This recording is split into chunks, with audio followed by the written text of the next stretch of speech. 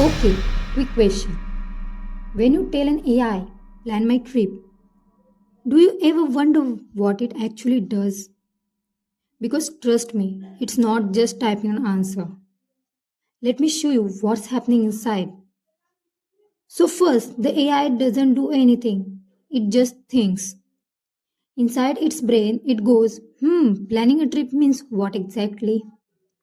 Flights, hotels, places. So, yeah, it breaks one big task into small steps.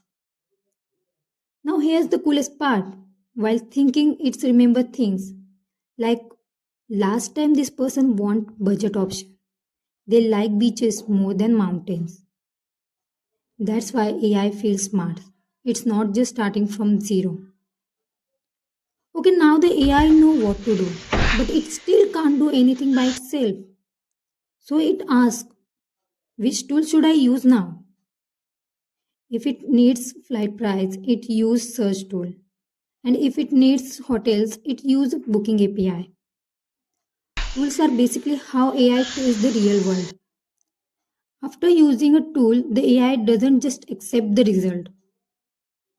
It stops and thinks, does this look right?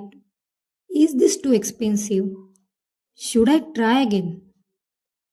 This checking step is what separates agent from normal chat. If something feels off, the AI goes back, search again, adjust the plan, try a different option.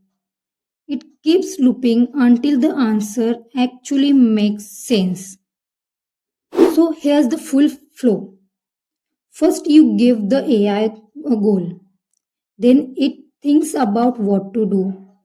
It checks what it already remembers. Use the right tools. Look at the result.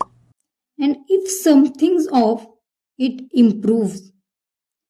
Not magic, just a smart loop. In the next video, I will show you where this breaks and why humans are still needed. Follow if you want AI explained without the headache.